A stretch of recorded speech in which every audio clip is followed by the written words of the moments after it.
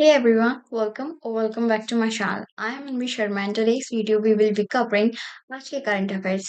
तो current affairs को हम जानने से पहले एक आउटलुक ले लेते हैं कि हम क्या-क्या चीजें इस वीडियो में कवर करने वाले हैं दैट इज क्लाइमेट मिटिगेशन कि क्लाइमेट किस तरीके से आपकी लाइफ को इफेक्ट करता है। सबसे पहले तो हम क्लाइमेट की बात करते हैं कि वेदर और क्लाइमेट में डिफरेंस क्या होता है। वेदर बेसिकली हम आपकी जो डेली बेसिस पे एनालिसिस करते हैं चीज़ों का कि आज के टाइम पे जो पर्टिकुलर टेम्परेचर क्या है और आज के टाइम पे जो रेनफॉल कितनी हो रही है और ये पर्टिकुलर पूरी टेम्परेचर से रिलेटेड आपके एटमॉस्फेयर से रिलेटेड जितनी भी जो चीज़ें होती हैं वो किस तरीके से काम कर रही हैं।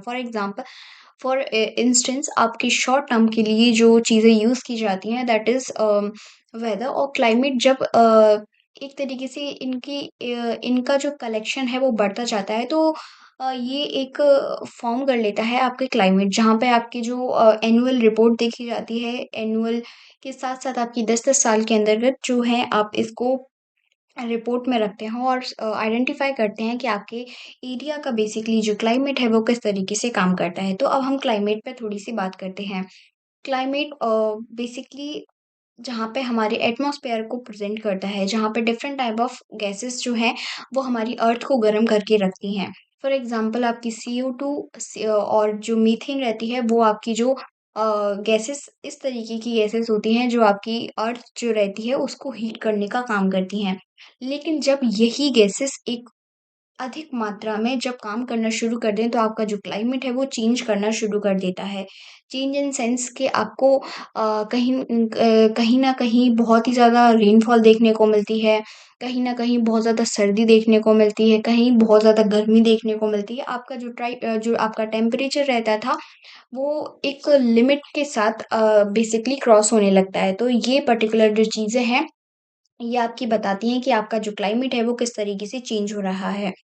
फिर इसके साथ ही हम रिसेंट में बात करें तो ये रिपोर्ट आई है कि किस तरीके से जो आपका क्लाइमेट है उसको चेंज जो जो हो रहा है उसको किस तरीके से मिटिगेट किया जाए। मिटिगेट का करना मतलब होता है किसी चीज़ को कम करना।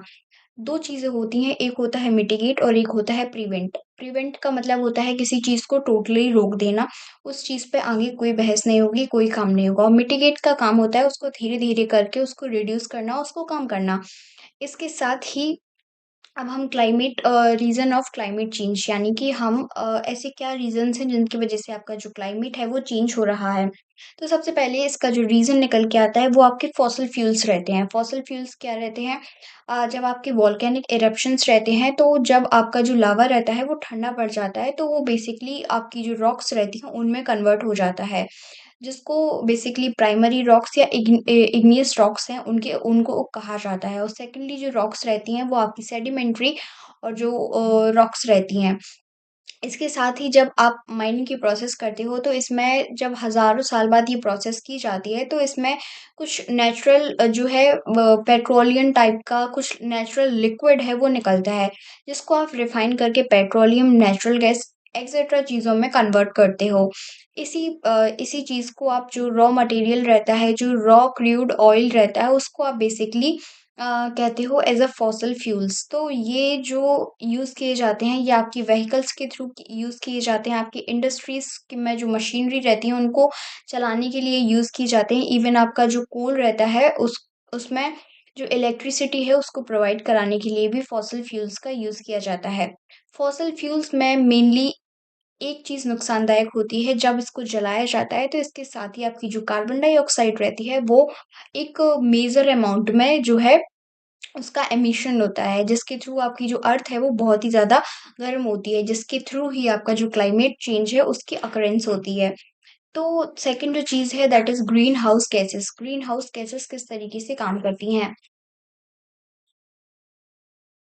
तो ग्रीन हाउस गैसेस जैसा कि मैंने अभी बताया कि जो आपकी कार्बन डाइऑक्साइड रहती हैं या फिर आपकी जो CH4 यानी कि मीथेन जो गैसेस रहती हैं, ये आपकी जो है हीट को एक तरीके से ट्रैप करने का काम करती हैं क्योंकि हमारी जो अर्थ है उसके ऊपर एटमॉस्फेयर पाया जाता है और उसी एटमॉस्फेयर को एक तरीके से जब ये जो गैसेस रहती हैं ऊपर जाती हैं तो एक तरीके से ट्रैप करने का काम करती हैं। अब ग्रीन हाउस गैसेस का कॉन्सेप्ट क्या है? तो मेनली ये कॉन्सेप्ट इसीलिए यूज़ किया जाता है क्योंकि कुछ ऐसे एरियाज़ रहते हैं जो बहुत ही ज़्यादा ठंडे एरियाज़ रहते हैं और वहाँ पे एग्रीकल्चर करने के लिए बेसिकली आपके जो हाउसेस हैं उनको बनाया जाता है और उनमें जो आपकी सन की रेज़ रहती हैं उसको इस तरीके से बनाया जाता है मेनली कि जो आपकी जो सन की रेज़ रहती हैं उस पर्टिकुलर हाउस में आ तो सकती हैं लेकिन वहाँ से बाहर निकलने में उनको थोड़ी मुश्किल रहती हैं। जिसके थ्रू उस पर्टिकुलर एरिया में है जो वो हीट प्रोड्यूस की जाती है जिसके थ्रू आपको जो आपके जो प्लांट्स रहते हैं उनको प्रॉपर अमाउंट में जो सन की रेज़ हैं वो मिल जाती है जिसके थ्रू आपकी जो फसल है वो अच्छे तरीके से हो पाती है ठंडे एरियाज़ में। तो ये कुछ ग्रीन हाउस का कॉन्सेप्ट है। ठीक इसी तरीके से हमारे एटमॉस्फेयर को गर्म करने के लिए CO2 और जो आपकी मीथेन वगैरह रहती हैं, इस तरीके से काम करती हैं, इसीलिए इनको ग्रीन हाउस गैसेस के नाम से भी जाना जाता है। तो ये किस तरीके से जब आपकी जो हीट रहती है उसको ट्रैप करती हैं, तो आपकी जो अर्थ है वो किस तरीके से चेंज होती है।